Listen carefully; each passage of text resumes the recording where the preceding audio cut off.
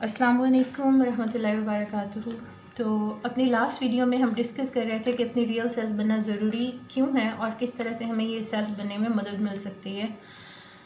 तो मैं बता रही थी कि अगर आपके अंदर बाय बर्थ किसी चीज़ का शौक़ है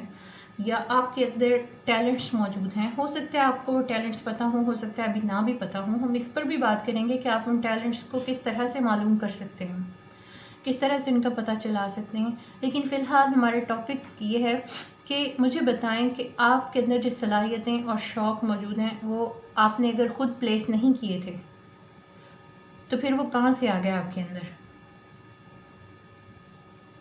हो सकता है आप एक आर्टिस्ट हों और आपकी पूरी फैमिली में आपसे पहले कोई भी आर्टिस्ट ना हुआ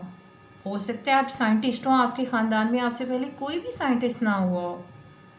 हो सकता है आप एक सूफ़ी हों, आपके ख़ानदान में आपसे पहले कोई भी सूफ़ी ना हो। कुछ लोग होंगे ना जो कहेंगे कि जी जीन्स की वजह से ये हमें ये सलाहियत हमें मिल गई है। तो भाई आपके ख़ानदान में अगर आपसे पहले कोई सूफ़ी नहीं था, कोई साइंटिस्ट नहीं था, कोई मैथमेटिशियन नहीं था, कोई आर्टिस्ट नहीं था, आप फिर कहाँ से हो गए हो? उन लोगों का क्या? तो बात मेरी कहने की ये है कि ये, और अगर जीन्स की वजह से भी हो तो जीन्स जो हैं उनकी वजह से आपके अंदर आर्ट का टैलेंट ही क्यों डेवलप हुआ? कोई और डेवलप हो जाता। मतलब ये है कि आपके अंदर जो भी चीज़ आई है वो अल्लाह रब्बुल इज़्ज़त ने के हुक्म से, उसकी ख़ास प्लानिंग से आपके अंदर रखी गई है। अल्लाह ताला ने आपके लिए एक तकदीर बनाई है और उस तकदीर के तहत उसने आपकी एक सेल्फ़ बनाई है, एक आपका नफ्स बनाया है। उस नफ्स के अंदर उसने अच्छाई और बुराई दोनों रखी है और सबका नफ्स डिफरेंट होता है, हम सबको पता है। सबका नफ्स डिफरेंट होता है, उस नफ्स के अंदर अच्छाइयाँ बुराइयाँ सब डिफरेंट होता है। तो अल्लाह ताला ने एक ख़ास अंदाज़े से उन सब चीज़ों को इंसान के अंदर प्लेस किया है। अब अगला सवाल आता है कि अगर उसने हमारे अंदर इन सब चीज़ों को प्लांट किया है, प्लेस किया है, क्यों किया है?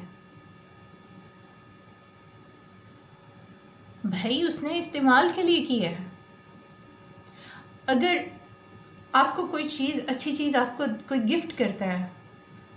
तो क्यों करता है? आप उस चीज़ को इस्तेमाल करें। सादा सी बात, सादा लफ्ज़ों में ये है कि अगर आपको पता चल जाए कि आपके शौक़, आपके दिल की चाहत क्या है, यानी आपका दिल असल में क्या चाहता है, आपके टैलेंट्स क्या हैं, हो सकता है वो राह हो सकता है उन पे काम करने की ज़रूरत हो, लेकिन आपको अपने टैलेंट का पता चल जाए और फिर अपने शौक़ और टैलेंट को इस्तेमाल करते हुए आप ज़िंदगी में आगे बढ़ें, तो ये बिल्कुल अल्लाह की मर्ज़ी पर अमल करना होगा। अल्लाह ने आपको दिया है, इस्तेमाल के लिए दिया है कि इनको यूज़ करके अपनी ज़िंदगी को आसान बनाओ, ज़िंदगी में आगे बढ़ो। जहाँ एक तरफ उसने बुराई रखी है, मसला रखा है, दूसरी तरफ उसने अच्छाई और उसको टैकल करने के ज़रिए भी रख दिए हैं। तो जो बंदा अपनी रियल सेल्फ बनता है, अपनी ज़ात की बुराइयों के साथ साथ उनकी अच्छाइयों को भी पहचानता है और उनको इस्तेमाल करते हुए लाइफ में आगे बढ़ता है, वो बिल्कुल अल्लाह की मर्ज़ी पर अमल करता है। और इससे हमें एक और बात भी पता चलती है कि अगर अल्लाह ने मेरे अंदर डॉक्टर बनने का शौक़ रखा है और दूसरों की मसीहाई करना, दूसरों का ख्याल रखने की चाहत जो है, ये सीड मेरे अंदर रख दिया है और मैं इस बात को, अपने दिल की आवाज़ को सुनती हूँ और इसको फॉलो करती हूँ,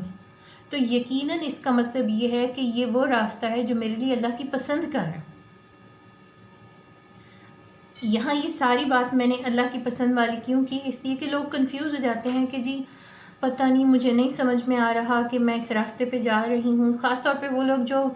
मज़हबी होते हैं या तसव्वुफ़ की तरफ होते हैं, तो वो कहते हैं कि हमें समझ नहीं आ रहा कि हम किस रास्ते को फ़ॉलो करें, जो रास्ता हमें अल्लाह से करीब करे, जो रास्ता हमारे लिए अल्लाह की पसंद का, हमें पता नहीं चल रहा। ये ख़ास तौर पे उन लोगों के लिए बात है कि जब वो अपने पोटेंशियल्स को पहचान के उन पर अमल करते हुए ज़िंदगी में आगे बढ़ेंगे तो वो बिल्कुल अल्लाह की पसंद के रास्ते पे होंगे और इस रास्ते से वो अल्लाह का तक़र्रुब हासिल करेंगे, इस रास्ते से उनका दिल राज़ी होगा। آپ نے دیکھا نہیں ہے کہ جب کسی نے کسی کو خوش کرنا ہوتا ہے تو وہ اس کی پسند کی چیزیں اس کو دیتا ہے، اور پھر وہ جو دوسری شخصیت ہوتی ہے وہ ان پسند کی چیزوں کو لے کر خوش ہوتی ہے، اور اس کے دل میں گفٹ دینے والے کی قدر بنتی ہے، اس سے انس بنتا ہے، اس کی طرف رغبت ہوتی ہے، پھر آہستہ آہستہ یہ چیز پیار میں بدل جاتی ہے۔ بالکل اسی طرح جو اللہ تعالیٰ نے ہمیں گفٹس دیے ہیں اور ان گفٹس کی محبت ہمارے دل میں رکھی ہے، ہمیں ان کو پہچان کر استعمال کرنا ہے۔ ایسا کرتے ہوئے ہمارے دل میں اللہ کی قدر پیدا ہوگی، اللہ سے محبت ہوگی، ہمیں آہستہ آہستہ انس ہوگا، پیار ہوگا، اس سے محبت ہو جائے گی، ہم اس کے قریب رہنا چاہیں گے، اس کو جاننا چاہیں گے، تو یہ سارا سلسلہ چلے گا آگے۔ لیکن یہاں ایک اور بات میں بتاتی چلوں کہ جب آپ کو پتہ چل جائے کہ آپ کا ٹیلنٹ یہ ہے، آپ کے اندر اس چیز کی چاہت ہے، تو پلیز پلیز پلیز اپنی اس چاہت کو، اپنے اس ٹیلنٹ کو اللہ تعالیٰ کی جو بنائی ہوئی باؤنڈریز ہیں ان کے اندر ان کو رکھنا ہے، ان کو بے لگام نہیں بھاگنے دینا، اس کو انڈر چیک رکھنا ہے۔ اسلام کا، اللہ کے بتائے ہوئے راستے کا، قرآن کا، اس کے اوپر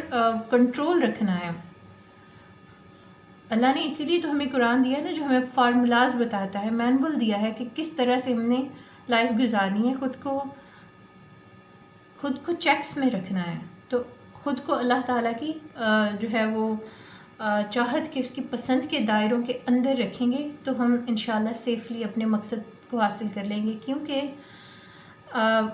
جو گناہ ہے نا، گناہ کا راستہ بہت آسان ہوتا ہے،